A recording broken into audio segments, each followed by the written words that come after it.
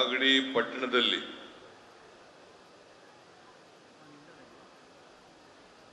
ಅನೇಕ ಅಭಿವೃದ್ಧಿ ಕಾರ್ಯಕ್ರಮಗಳಿಗೆ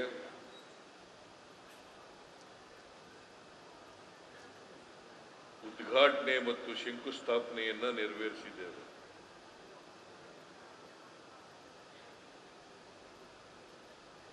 ಬಾಲಕೃಷ್ಣ ಅವರು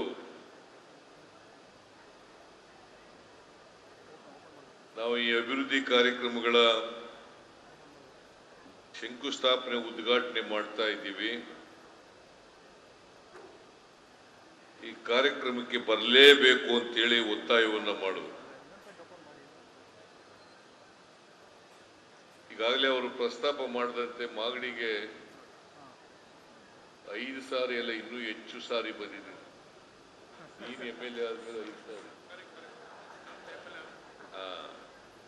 ಅದಕ್ಕಿಂತ ಹಿಂದಿನೂ ಬಂದಿದ್ದೀನಿ. ರೇವಣ್ಣ MLA ಆಗಿದ್ದಾಗಲೂ ಬಂದಿದ್ದೀನಿ, ಮಂತ್ರಿ ಆಗಿದ್ದಾಗಲೂ ಬಂದಿದ್ದೀನಿ. ಬೆಂಗಳೂರಿನ ಹೊರವಲಯದಲ್ಲಿರ್ತಕ್ಕಂಥ ಒಂದು ಊರು ಇದು ಮಾಗಡಿ.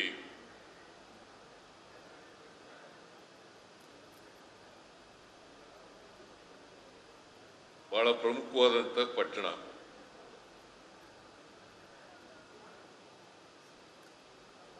ಕೆಂಪೇಗೌಡರ ರಾಜಧಾನಿ ಅಂತಲೂ ಕೂಡ ಕರೀತಾರೆ.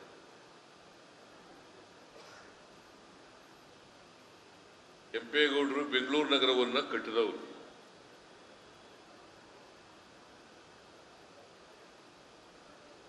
ಅವರ ರಾಜಧಾನಿಯಾಗಿದ್ದಂಥ ಈ ಮಾಗಡಿ ಅಭಿವೃದ್ಧಿ ಆಗಬೇಕು ಅನ್ನೋದರಲ್ಲಿ ನಂದು ಕೂಡ ಸಹಮತ ಇದೆ.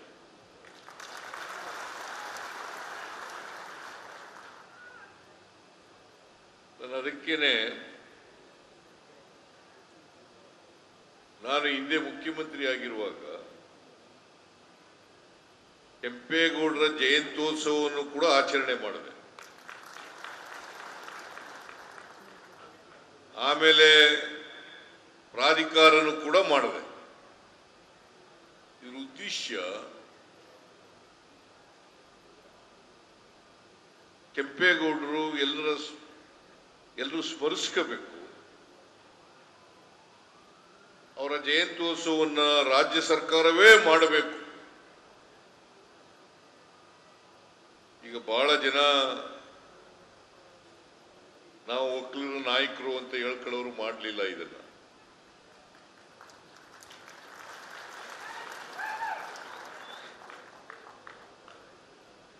ಮಾಡಿದವ್ ನಾನು.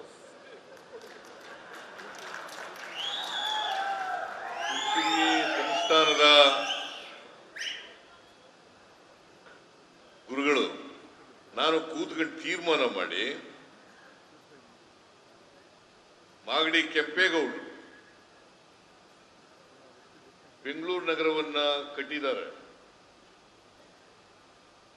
ಅವರ ಜಯಂತ್ಯೋತ್ಸವನ್ನ ಮಾಡಬೇಕಾಗಿರ್ತಕ್ಕಂಥದ್ದು ಸರ್ಕಾರದ ಕರ್ತವ್ಯ ಅಂತೇಳಿ ಅವರ ಜಯಂತ್ಯೋತ್ಸವನ್ನ 2016-17ರಲ್ಲಿ ಮಾಡಲಿಕ್ಕೆ ಪ್ರಾರಂಭ ಮಾಡಿದ್ದು ಸಿದ್ದರಾಮಯ್ಯನ ಸರ್ಕಾರ, ಕಾಂಗ್ರೆಸ್ ಸರ್ಕಾರ ಅಂತಕ್ಕಂಥದ್ದನ್ನು ಮರಿಲಿಕ್ಕೆ ಸಾಧ್ಯ ಇಲ್ಲ. ಈಗ ಪ್ರತಿ ವರ್ಷ ನಡ್ಕೊಂಡು ಹೋಗ್ತಾ ಇದೆ ಜಯಂತ್ಯೋತ್ಸವ. ಆದ್ರಿಂದ ಬೆಂಗಳೂರಿನ ಅಭಿವೃದ್ಧಿ ಅಲ್ಲ, ಮಾಗಡಿ ಪಟ್ಟಣದ ಅಭಿವೃದ್ಧಿ ಆಗಬೇಕು. ಮಾಗಡಿ ತಾಲೂಕಿನ ಸರ್ವತೋಮುಖ ಅಭಿವೃದ್ಧಿ ಆಗಬೇಕು. ಅದಕ್ಕೆ ನಮ್ಮ ಸರ್ಕಾರ ಎಲ್ಲ ರೀತಿಯ ಸಹಕಾರ ಬೆಂಬಲವನ್ನ ಕೊಡುತ್ತದೆ ಅಂತಕ್ಕಂಥ ಮಾತುಗಳನ್ನ ಹೇಳಲಿಕ್ಕೆ ಬಯಸ್ತಾ ಇದೆ. ಮತ್ತೆ ನಿಮಗೆ ಒಳ್ಳೆ MLA ಕೂಡ ಇದ್ದಾರೆ, ಬಹಳ ಸೀನಿಯರ್ MLA, 5 ಸಾರಿ MLA ಆಗಿದ್ದಾರೆ. ಸರಿ, ಮಂತ್ರಿ ಸುಮ್ಮನಿರಯ್ಯ, ಮಂತ್ರಿ ಆಗಬೇಕು ಅರ್ಹತೆ ಇದೆ ಅನ್ನೋದ್ರಲ್ಲಿ 2 ಮಾತಿಲ್ಲ.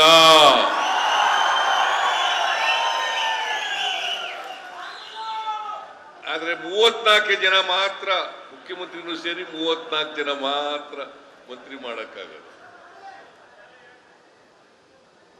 ಕಾರಣಾಂತರದಿಂದ ಅವರು ಮಂತ್ರಿ ಆಗೋದು ತಪ್ಪೋಗಿದೆ ಅಷ್ಟೇ. ಆದ್ರೂ ಕೂಡ ಅವರು ಮಂತ್ರಿ ಆಗ್ಲಿಲ್ಲ ಅಂತ ವ್ಯಥೆ ಮಾಡ್ತಾ ಕೂತಿಲ್ಲ. ಮಾಗಡಿ ಕ್ಷೇತ್ರವನ್ನ ಅಭಿವೃದ್ಧಿ ಮಾಡ್ತಕ್ಕಂಥ ಕೆಲಸದಲ್ಲೇ ಮುಂಚೂಣಿನಲ್ಲಿದ್ದಾರೆ ಅಂತಕ್ಕಂಥ ಮಾತುಗಳನ್ನ ಹೇಳಲಿಕ್ಕೆ ಬಯಸ್ತಾ ಇದ್ದಾರೆ. ಮೊನ್ನೆನೂ ಬಂದಿದ್ರು, ಈ ಕಾರ್ಯಕ್ರಮಕ್ಕೆ ಕರೆಯ ನೆಪದಲ್ಲಿ ಬಂದು ಕಾಗದಗಳೆಲ್ಲ ಕೊಟ್ಬಿಟ್ಟು ಹೋದ್ರು.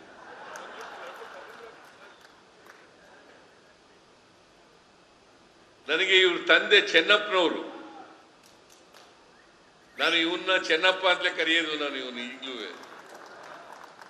ಬೊಮ್ಮಾಯಿ ಸರ್ಕಾರದಲ್ಲಿ ಮಂತ್ರಿ ಆಗಿದ್ರು, ಅದಕ್ಕೆ ಬಹಳ ಕಡಿಮೆ ದಿನ ಮಂತ್ರಿ ಆಗಿದ್ರು. ಅದಕ್ಕಿಂತ ಹೆಚ್ಚಾಗಿ ಈ ಕುಕ್ಕುಟ ಕೋಳಿ ಸೊಸೈಟಿ ಅಧ್ಯಕ್ಷರಾಗಿದ್ರು. ನಾನು ಅನಿಮಲ್ ಹಸ್ಬೆಂಡ್ರಿ ಮಿನಿಸ್ಟರ್ ಆಗಿದ್ದೆ. ಆಗ ಚೆನ್ನಪ್ಪನಿಗೂ ನನಗೂ ಬಹಳ ಆತ್ಮೀಯವಾದಂತ ಸಂಬಂಧ. ಇವನ್ ಜೊತೆ ಅಷ್ಟೊಂದು ಆತ್ಮೀಯತೆ ಇಲ್ಲ, ಚೆನ್ನಪ್ಪನ ಜೊತೆ ಇದ್ದಂತ ಆತ್ಮೀಯತೆ ಇವನ್ ಜೊತೆ ಇಲ್ಲ. ಹಾಗಂತೇಳಿ ಬಾಲಕೃಷ್ಣ ಹೇಳಿದ ಕೆಲಸಗಳನ್ನ ಯಾವತ್ತೂ ಕೂಡ ಅವ್ರು ಏನ್ ಹೇಳ್ತೇನೆ ಎಲ್ಲನೂ ಮಾಡಿಕೊಟ್ಟಿದ್ದೀನಿ ಅಲ್ವೇನಪ್ಪ. ಅದರಿಂದ ನೀವು ಒಳ್ಳೆ ಪ್ರತಿನಿಧಿಯನ್ನ ಆಯ್ಕೆ ಮಾಡ್ಕೊಂಡಿದ್ದೀರಿ. ಕ್ಷೇತ್ರದ ಬಗ್ಗೆ, ಕ್ಷೇತ್ರದ ಅಭಿವೃದ್ಧಿ ಬಗ್ಗೆ, ಜನರ ಆರ್ಥಿಕ ಸಾಮಾಜಿಕ ಅಭಿವೃದ್ಧಿ ಆಗೋದ್ರ ಬಗ್ಗೆ ಯಾರಿಗೆ ಕಳಕಳಿ ಇರ್ತದೆ ಅಂತವರು ಸಾರ್ವಜನಿಕ ಜೀವನದಲ್ಲಿ ಇರಬೇಕು, ಜನಪ್ರತಿನಿಧಿಯಾಗಿ ಇರಬೇಕಾಗ.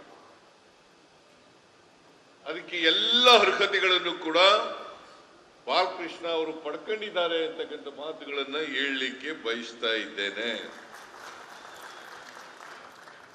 ಇವತ್ತು ನೋಡಿ ಮಾಡಿ ಇಷ್ಟೆಲ್ಲ ವಿರೋಧ ಪಕ್ಷದವರು ಟೀಕೆ ಮಾಡ್ತಾರೆ. ಸಿದ್ದರಾಮಯ್ಯನವರು ಸರ್ಕಾರ ಬಂದ ಮೇಲೆ ಗ್ಯಾರಂಟಿ ಯೋಜನೆಗಳನ್ನ ಜಾರಿ ಮಾಡಿದ ಮೇಲೆ ಅಭಿವೃದ್ಧಿ ಕೆಲಸಗಳಿಗೆ ದುಡ್ಡಿಲ್ಲ. ಸತ್ಯನಾ? ಇದು ವಿರೋಧ ಪಕ್ಷದವರು ಮಾಡ್ತಕ್ಕಂಥ ಆರೋಪ. ಅಭಿವೃದ್ಧಿ ಕೆಲಸಗಳಿಗೆ ದುಡ್ಡಿಲ್ಲ. ಆಗ ದುಡ್ಡಿಲ್ಲ ಅಂತಂದ್ರೆ 120 ಕೋಟಿ ರೂಪಾಯಿ ಅಭಿವೃದ್ಧಿ ಕೆಲಸಗಳಿಗೆ ಹಾಗೆ ಶಂಕುಸ್ಥಾಪನೆ ಉದ್ಘಾಟನೆ ಆಯಿತು. ಹೇಳಿ, ನೀವೇ ಹೇಳಿ. ನೀವು ಸ್ವಲ್ಪ ನಮ್ಮ ಕಾರ್ಯಕರ್ತರಿದಾರಲ್ಲ, ನಮ್ಮ ಪಾರ್ಟಿ ಅಭಿಮಾನಿಗಳಿದಾರಲ್ಲ, ಸ್ವಲ್ಪ ಮಾತಾಡೋದು ಕಡಿಮೆ. ಈ ಬಿಜೆಪಿಯವರು ಇದಾರಲ್ಲ, ಸುಳ್ಳೆ 100 ಸರಿ ಹೇಳ್ತಾರೆ. ನಾನು ಸುಳ್ಳು ಹೇಳಬೇಡಿಯಪ್ಪ, ನೀವು ಸತ್ಯ ಹೇಳಿ. ಸತ್ಯ ಹೇಳಕ್ಕೆ ಏನ್ ತೊಂದ್ರೆ? ಬಿಜೆಪಿಯವರು ಬರೀ ಸುಳ್ಳೇ ಹೇಳ್ತಾರೆ, ಸುಳ್ಳು ಆರೋಪಗಳನ್ನು ಮಾಡ್ತಾರೆ. ಈಗ ನೋಡಿ, ನೀವೆಲ್ಲ ರೈತರ ಮಕ್ಕಳು ಹೆಚ್ಚಾಗಿ ಇಲ್ಲಿರ್ತಕ್ಕಂಥವ್ರು ರೈತರ ಮಕ್ಕಳೇ. ಹಾಲಿಗೆ 3 ರೂಪಾಯಿ ಹೆಚ್ಚು ಮಾಡಿದ್ರೆ ಬೆಲೆ ಏರಿಸ್ಬಿಟ್ರು ಸಿದ್ದರಾಮಯ್ಯ ಸರ್ಕಾರ. ನೀವು ಸುಮ್ಮನೆ ಇದ್ಬಿಡ್ತೀರಿ. ಬಿಜೆಪಿಯವರು ಬೆಲೆ ಏರಿಸಿದ್ರು ಅಂತ ಹೇಳ್ತಾರೆ. ಹಾಲು ಉತ್ಪಾದನೆ ಮಾಡ್ತಕ್ಕಂಥ ರೈತರಿಗೆ ದುಡ್ಡು ಕೊಡಬೇಕಾ ಬೇಡ? ರಾಜಣ್ಣವರು ಹೇಳಿದ್ರು, ಹೆಚ್ಚು ಮಾಡಿ 5 ರೂಪಾಯಿ ಹೆಚ್ಚು ಮಾಡಿ ಅಂತ ಹೇಳಿದ್ರು. ಏನ್ ಹೆಚ್ಚು ಮಾಡಿದ ತಕ್ಷಣ ಲಬ ಲಬ ಲಬ ಲಬ ಅಂತ ಬಾಯ್ ಬಿಡ್ಕೊತಾರೆ ಬಿಜೆಪಿ. ಅವ್ರಿಗೆ ಓಟು ಬೇರೆ ಕೊಟ್ಬಿಡ್ತೀರಿ ನೀವು. ಏನ್ ಮಾಡೋದು ಇದನ್ನ?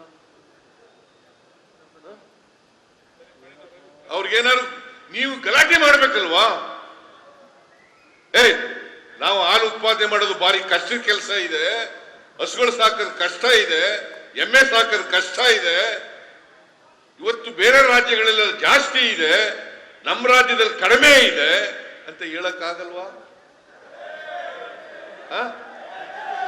ಜೋರಾಗಿ ಹೇಳಕ್ಕಾಗಲ್ವಾ? ಹೇಳ್ಬೇಕು. ನಮಗೇನು 5 ರೂಪಾಯಿ ಹೆಚ್ಚು ಮಾಡೋದು ಕಷ್ಟ ಏನಿಲ್ಲ.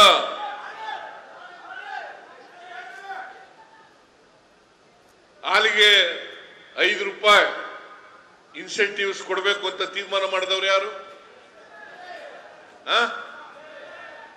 ಕುಮಾರಸ್ವಾಮಿನ, ಬಿಜೆಪಿಯವರ, ಬಸವರಾಜ ಬೊಮ್ಮಾಯಿನ, ಈ ಸಿದ್ದರಾಮಯ್ಯ, ಇಲ್ಲ ನಾಗರಾಜ ಇದನ ಇಲ್ಲಿ ರಾಮನಗರದಲ್ಲಿ ಹೆಚ್ಚು ಮಾಡಬೇಕು ಅಂತ ಹೇಳಿದ್ದಾರೆ.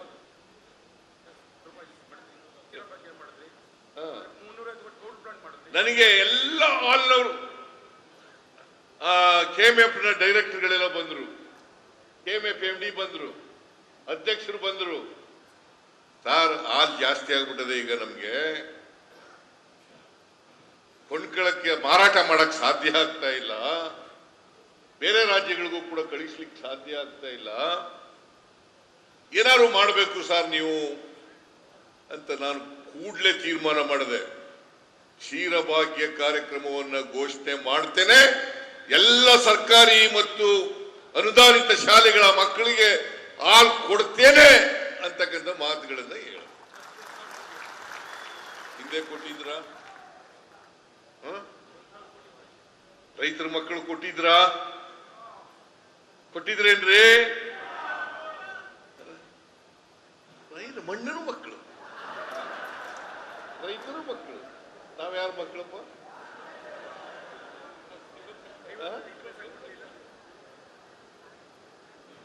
ನಾವು ಯಾರು ಹಾಲು ಉತ್ಪಾದನೆ ಮಾಡ್ತಾರೆ, ಯಾರು ಕುರಿ ಕಾಯ್ತಾರೆ, ಯಾರು ಎಮ್ಮೆ ಕಾಯ್ತಾರೆ, ಯಾರು ಆಹಾರ ಉತ್ಪಾದನೆ ಮಾಡ್ತಾರೆ, ಅವ್ರ ಮಕ್ಕಳು ನಾವು. ಹೌದಲ್ಲ? ಏನೋ ಮಾಡ್ದೇನೆ ನಾವು ರೈತರ ಮಕ್ಕಳು, ನಾವು ಮಣ್ಣಿನ ಮಕ್ಕಳು, ರೈತರ ಮಕ್ಕಳು, ನಾವು ಮಣ್ಣಿನ ಮಕ್ಕಳು. ನೀವು ಯೋಚನೆ ಮಾಡಬೇಕು. ಈಗ 120 ಕೋಟಿ ರೂಪಾಯಿ ಬರೀ ಒಂದು ತಾಲೂಕು ಹೆಡ್ ಕ್ವಾರ್ಟರ್ಸ್ಗೆ ಅನೇಕ ಅಭಿವೃದ್ಧಿ ಕೆಲಸ ಮಾಡಲಿಕ್ಕೆ 120 ಕೋಟಿ ರೂಪಾಯಿ ಎಲ್ಲಿಂದ ಬಂತು? ನಾವು ಗ್ಯಾರಂಟಿ ಯೋಜನೆಗಳಿದಾವಲ್ಲ, 5 ಗ್ಯಾರಂಟಿ ಯೋಜನೆಗಳು ಯಾರಿಗೋಸ್ಕರ ಮಾಡಿರೋದು? ಈ ರಾಜ್ಯದ ರೈತರು, ಈ ರಾಜ್ಯದ ಬಡವರು, ಈ ರಾಜ್ಯದ ಮಹಿಳೆಯರು, ಈ ರಾಜ್ಯದ ದಲಿತ ವರ್ಗದವರು, ಈ ರಾಜ್ಯದ ಹಿಂದುಳಿದವರು, ಈ ರಾಜ್ಯದ ಅಲ್ಪಸಂಖ್ಯಾತರು. ಇವರು ಮಾಡಿದ್ರೆ ನೀವು ಒಂದು ದಿನ ನಮ್ಮ ಪರವಾಗಿ ಹೇಳೋದು ಇಲ್ಲಿ ಮಾತಾಡಲ್ವಲ್ರಿ? 56,000 ಕೋಟಿ ಗ್ಯಾರಂಟಿ ಯೋಜನೆಗಳಿಗೆ ಖರ್ಚು ಮಾಡ್ತಾ ಇರ್ತಕ್ಕಂಥದ್ದು. 56,000 ಕೋಟಿ ವರ್ಷಕ್ಕೆ. ಯಾವ ಸರ್ಕಾರ ಮಾಡಿತ್ತು ಹಿಂದೆ? ಒಂದು ಕುಟುಂಬಕ್ಕೆ ಇವತ್ತು 4ರಿಂದ 5,000 ಕೋಟಿ ರೂಪಾಯಿ ಸಿಗುತ್ತೆ. ಯಾವ ಸರ್ಕಾರ ಮಾಡಿತ್ತು? ಯಾರು ಮಾಡಿದ್ರು ಹೇಳಿ ನೋಡೋಣ.